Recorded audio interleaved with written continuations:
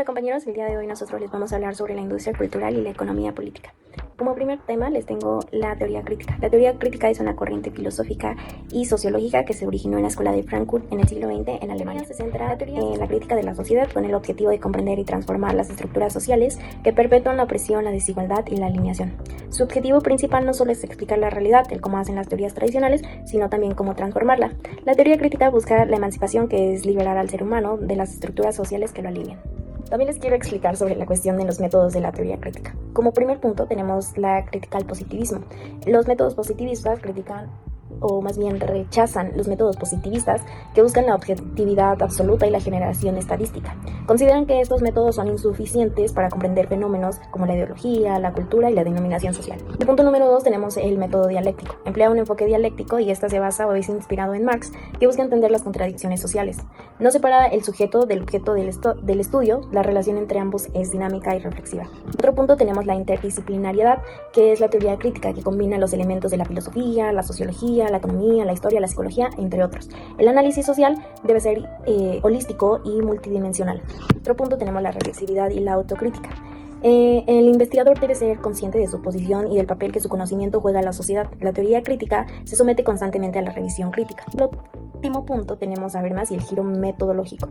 Habermas introduce una teoría en la acción comunicativa que aporta un enfoque metodológico más sistemático. Plantea la idea de una racionalidad comunicativa como base para una sociedad democrática y participativa. Bueno, primeramente, ¿qué significa Cultural Studies en la industria cultural y economía política? Que significa un enfoque interdisciplinario que analiza la cultura como un proceso social, político y económico.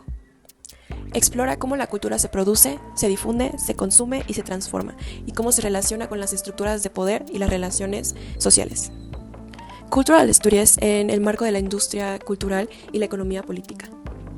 Analiza cómo se producen y consumen los bienes culturales.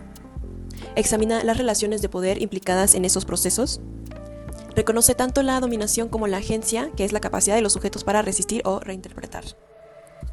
La noción de industria cultural proviene principalmente de la escuela de Frankfurt, Adorno y Horkheimer, que criticaba cómo los productos culturales que eran estandarizados y usados para manipular a las masas en las sociedades. Los Cultural Studies no aparecieron de la nada. Desde hace mucho tiempo, especialmente en Inglaterra, ya había preocupación por cómo se clasificaban las formas culturales. Por ejemplo, en el siglo XIX, Matthew Arnold hablaba de una división entre cultura refinada, mediocre y brutal. Esta idea venía de una mirada muy elitista. Luego, en los años 30 del siglo XX, Levi se preocupó por cómo el cine y la industria comercial estaban afectando a la cultura tradicional, tanto la popular como la de élite. Él creía que la escuela debía proteger a los jóvenes de esa cultura masiva, usando la literatura como herramienta.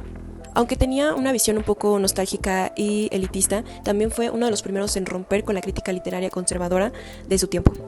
Más adelante, en los años 50, nuevos educadores de origen más humilde tomaron algunas ideas de Levis, pero empezaron a valorar también los gustos culturales de los estudiantes. Un ejemplo clave es Richard Howard, que en 1957 publicó The Uses of Literacy, donde analizó cómo la cultura popular estaba cambiando.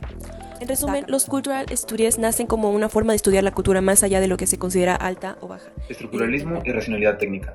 ¿Qué tienen en común el lenguaje, la cultura y la tecnología? Es que todos pueden entenderse a través de estructuras, y aquí explico qué es el estructuralismo y cómo se relaciona con la racionalidad técnica, dos conceptos clave para poder comprender cómo es que nuestra sociedad funciona. ¿Qué es el estructuralismo? El estructuralismo es una corriente filosófica y metodológica que surge en el siglo XX. Su idea central es que los fenómenos humanos, como el lenguaje, la cultura o el pensamiento, no pueden entenderse por separado, sino como partes del sistema con estructuras subyacentes. Algunas de sus características es que está enfocado en relaciones entre elementos, no en los elementos aislados. Aplica en lingüística, antropología, sociología y filosofía. Propone que la estructura mental y cultural es como un lenguaje, es decir, que tiene reglas, patrones y organización. ¿Y qué es la racionalidad técnica? Es una forma de pensar y actuar enfocada en la eficiencia y el control y la optimización mediante el uso de la ciencia y tecnología.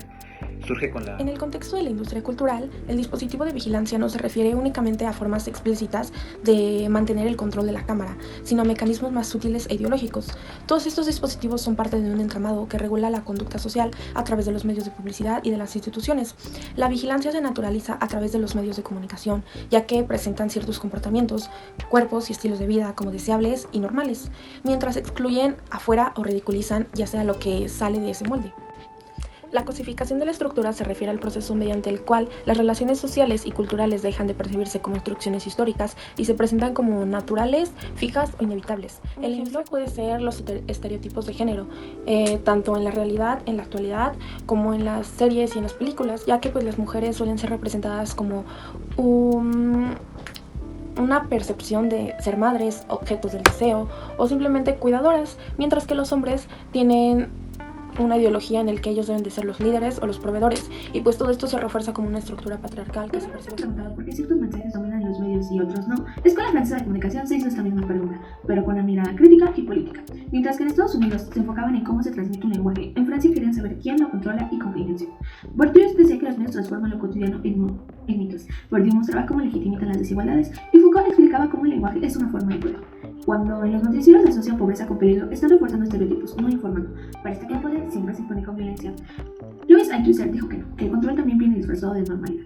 ¿Qué es la industria cultural? Se refiere a la producción y distribución masiva de bienes culturales, como lo son el cine, la música, la televisión, etc. Todos bajo una lógica capitalista con el objetivo de generar ganancias, más que de fomentar pensamientos críticos o la diversidad cultural. ¿Qué lo caracteriza? La estandarización. Todos los productos culturales tienden a parecerse entre sí. Por ejemplo, ¿qué es la racionalidad técnica? Es la forma de pensar que prioriza la eficiencia, el control y la funcionalidad sin cuestionar los fines o valores detrás de cada acción. ¿Qué la caracteriza? La neutralidad aparente. Se presenta como objetiva, pero en realidad está al servicio de ciertos intereses. La dominación tecnológica. La técnica no solo transforma la naturaleza, sino que también moldea la vida social y las formas de pensar.